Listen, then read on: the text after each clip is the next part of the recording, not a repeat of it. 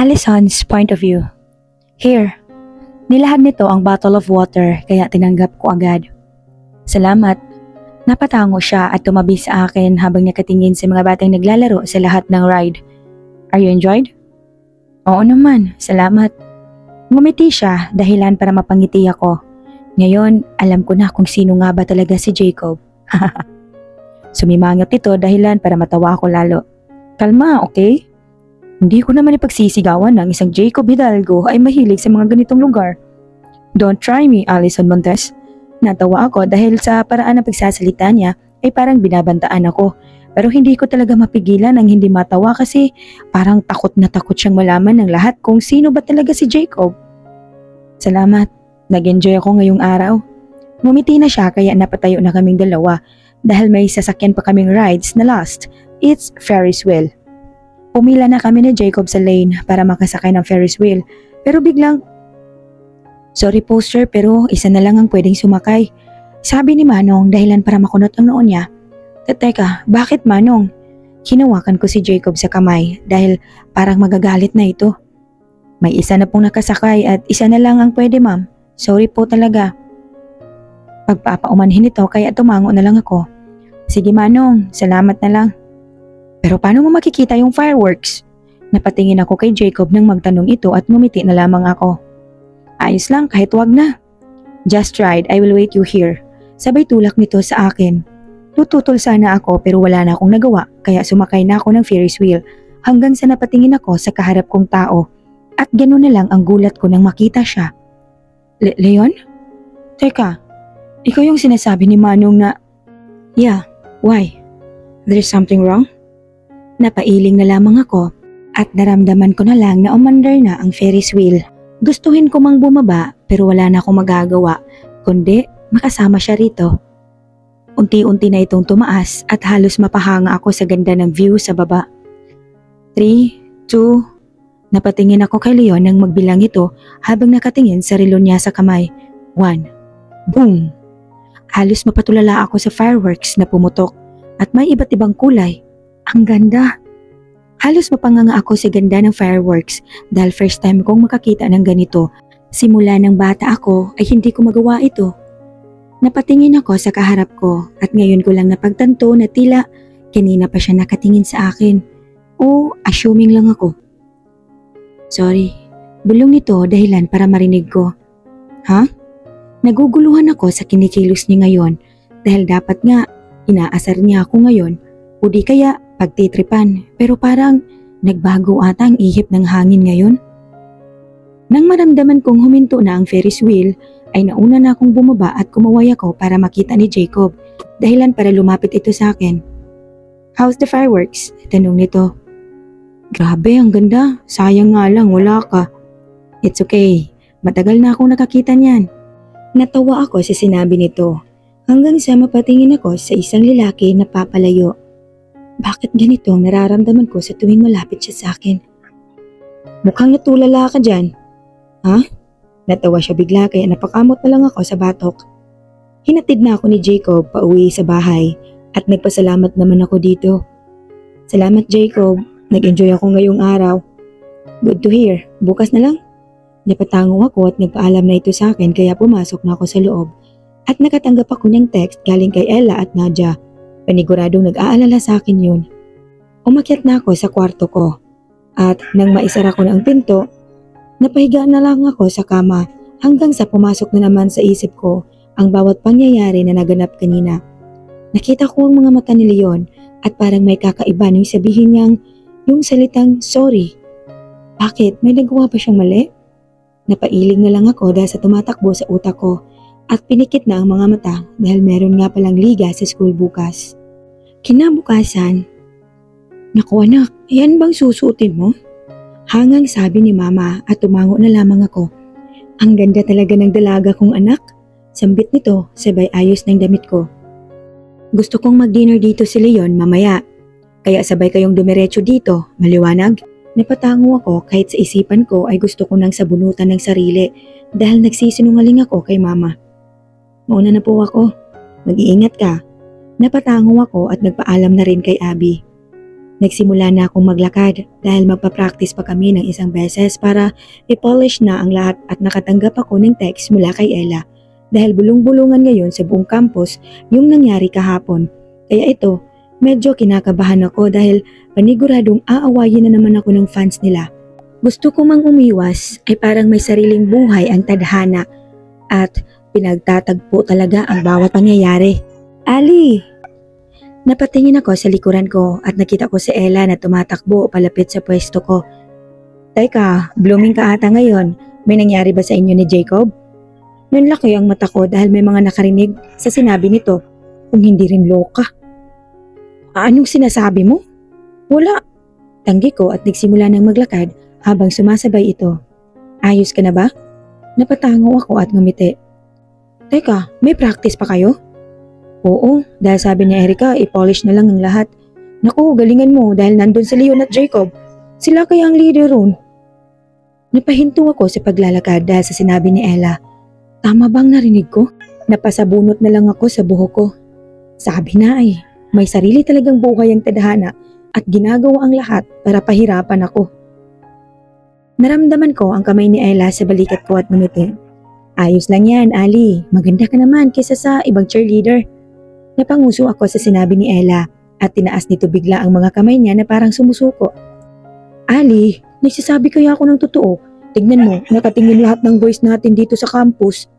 Napatingin ako sa tinuro nito at mukhang tama nga siya. Sabay kaway ng mga lalaki sa akin. Inakbayan na lamang ako ni Ella.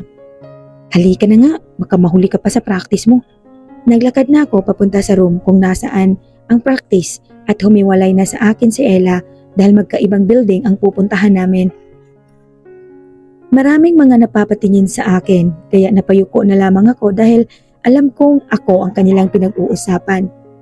Nang makapasok na ako sa cheerleader room ay nagsimula na kaming mag-practice at may mga oras na tinigtig na nila ako kaya hindi na lamang ako tumitingin. Nang matapos ng practice ay dumiretso ako ng restroom para mag-CR. Hanggang doon ay rinig ko pa rin ang mga bulungan nila kung ano ang chismis na kumakalat. Grabe, siya yun? Mas maganda pa ako dun. Huwag kang ang pilingera, alam mo, kaibigan talaga kita at magsasabi ako ng totoo na maganda naman siya kaya huwag kang ano. Hindi ko alam kung matutuwa ba ako sa sinasabi nila pero parang hindi ako mapakali na pinag-uusapan.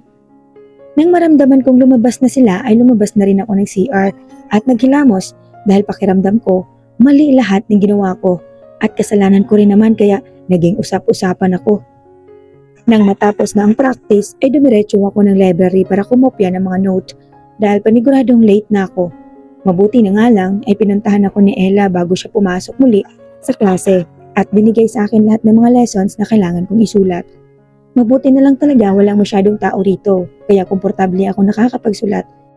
Sa totoo, talagang umuiwas muna ako sa kanila dahil medyo magulo ang lahat at ayokong mas lalong lumala dahil sa akin. Napayuko na lamang ako dahil pagod na ang kamay ko sa pagsusulat nang mapatingin ako dahil may umupo sa kaharap ko. Si Leon. Bakit ka nandito? Tanong ko at umayos ng upo. Napatingin naman ako sa nilapag nitong parang pagkain sa harap ko. Kumain ka muna. Nakatulala lamang ako sa kanya at parang di ma-process ng utak ko ang sinasabi niya. Paano niya nalaman na hindi pa ako kumakain? Aalis ako, basta kumain ka. Seryosong sabi nito at tumayo na habang nakapamulsa pero tinawag ko siya sandali. Sandali. Napahinto naman siya at nakatalikod sa akin. Pwede ka ba mamaya? Hinahanap ka ni mama pero kung hindi ka pwede, ayos lang, sasabihin ko sa kanya. I'm going. Sabay lakad na nito paalis. Padabog na umupo na lamang ako dahil plano ko talaga na sabihan siyang huwag na lang pumunta. Pero hindi ako nagtagumpay. Leon, bakit ba ang kulit mo? Napatingin ako sa pagkain nilapag nito kaya kinain ko na lamang. Di ko maiwasan maalala yung sa Ferris wheel. Moved on, Ali. Kumain na lamang ako habang nagsusulat dahil baka wala akong energy nito kapag sumayaw na kami sa cheering. Sa wakas ay natapos na rin akong magsulat kaya niligpit ko na ang mga gamit ko nang makatanggap ako ng text galing kay Nadia na nasa lab siya at hinihintay ako kaya dumiretso na ako roon nang mapahinto ako sa paglalakad dahil nasa harap ko si Charles ngayon. Ali, pwede ka bang makausap? If you're free tomorrow? Tanong nito. Kaya kahit naguguluhan ay napatango na lamang ako. Oo naman. I'll fetch you after your class. Napatango ako at nagpaalam na ito kaya nakunot ang noo ko. Weird. Naglakad na ako papunta kay Nadia dahil paniguradong kanina pa yun naghihintay sa akin at baka bungangaan niya na naman ako dahil sa late ako.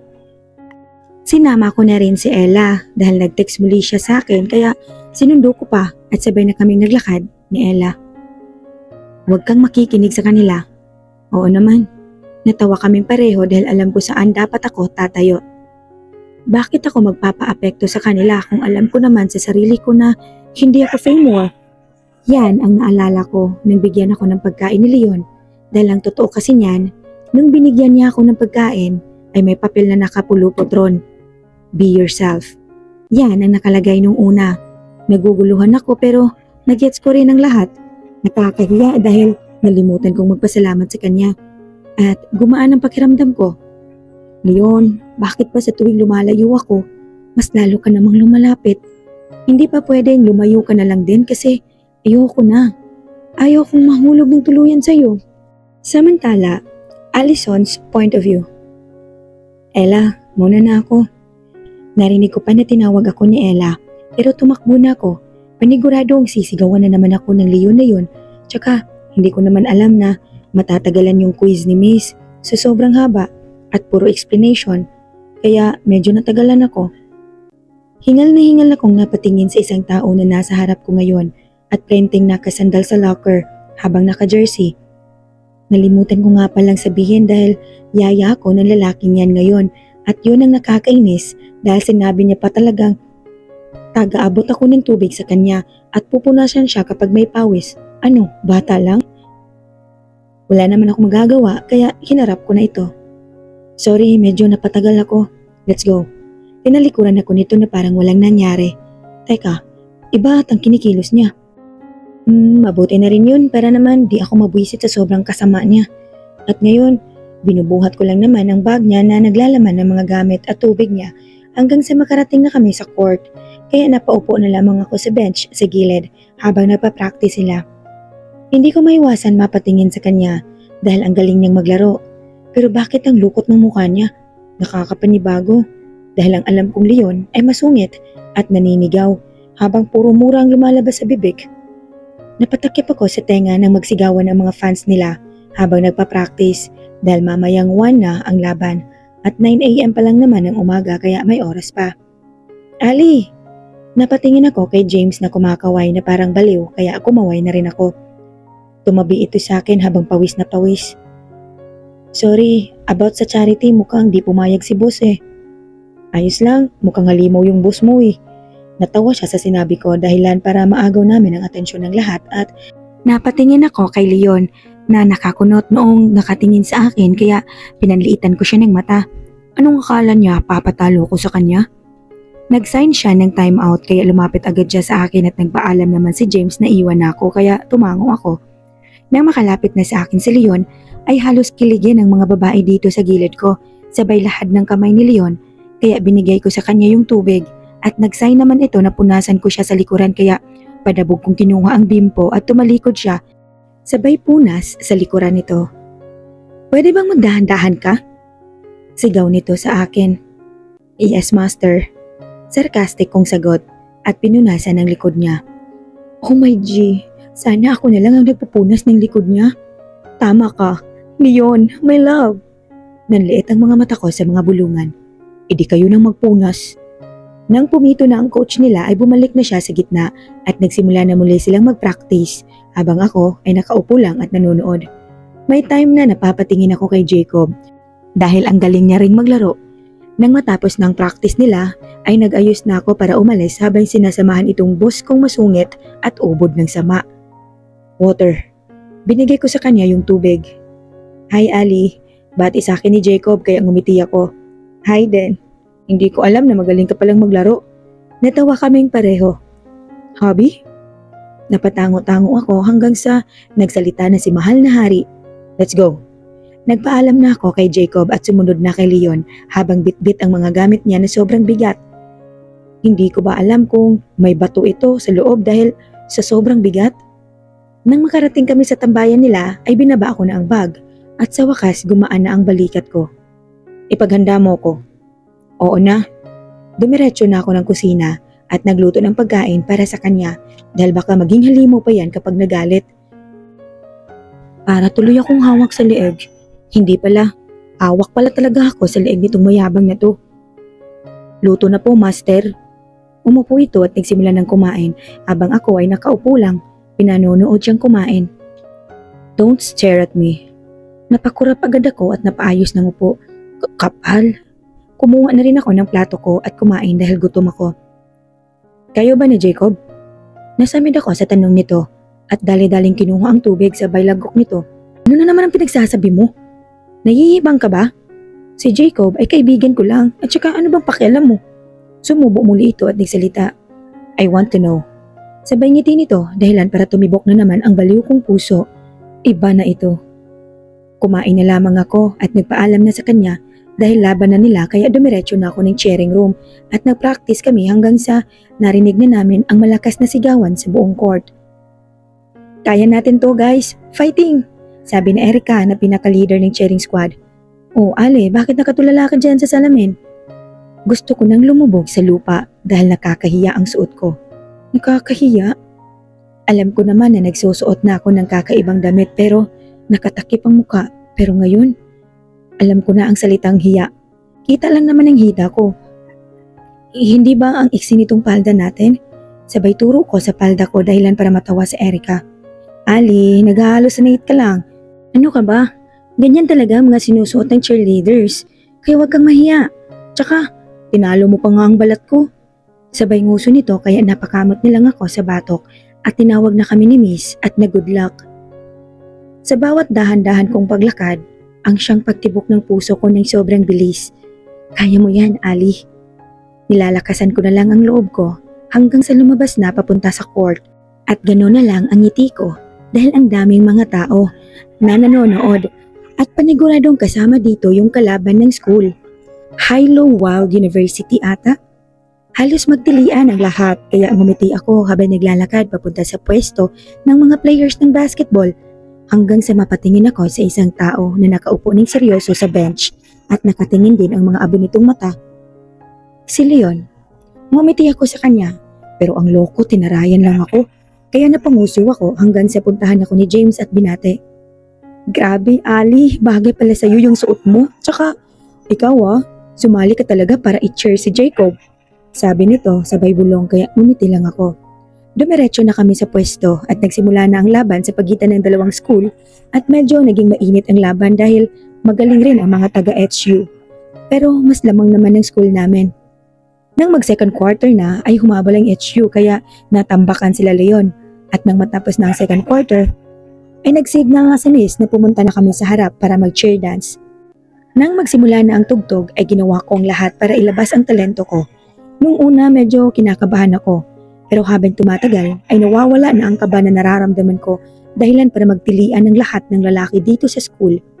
Sa bawat galaw ko ay hindi ko alam at kusang tumitingin ang mata ko sa lalaking nakaupo sa bench. Sa bawat mga titig nito, hindi ko maiwasan ang mailang dahil may kakaiba pero hindi ko naman maintindihan. Ang gulo ko. Nang matapos na ang sayaw ay napaupo na muli kami at pagod na pagod habang si Miss ay pumapalakpak dahil ang galing daw namin. Grabe, Ali, marunong ka palang sumayaw. Sali ka na sa amin, dali na. Anyaya sa akin ni Erica dahilan para tumanggi ako. Patawad Erica, hindi kasi kaya ng time ko. Mukhang naiintindihan naman niya ang sinabi ko kaya tinuon na lang namin ang panonood hanggang sa mag fourth quarter na at mukhang lamang ang kalaban ng dalawa. Halos magsigawan na ang lahat dahil nagiging mainit na ang lahat hanggang sa mapunta ang bola kay Jacob. Pero na-corner siya kaya pinasa niya ang bola at ang bawat tao ay kinakabahan dahil parang pakiramdam namin ay mananalo na sila Leon. Teka, nag-uusap ba sila nung nakabantay sa kanya? Ako lang bang nakapansin? Dahil nakita ko ang pagbuka ng bibig nung nakabantay sa kanya at paano ito magsalita? Dahilan para manlaki ang mata ko at pagsinghap lahat ng tao. Sinapak niya. Nagpuntahan lahat ng mga players at pinigilan si Leon dahil pinagsasapak niya yung lalaki. Nagulat ako nang palabog na umalis si Leon at halata sa lahat ng tao rito. Ang gulat, hindi ko alam bakit gumalaw ang mga paa ko at tumakbo para sundan siya. Napalibot ako ng tingin pero hindi ko siya mahanap kaya tumakbo ako hanggang sa makakaya ko. Pero napahinto ako sa paglalakad nang biglang makita ko siya sa likuran ng school at sinuntok ang puno.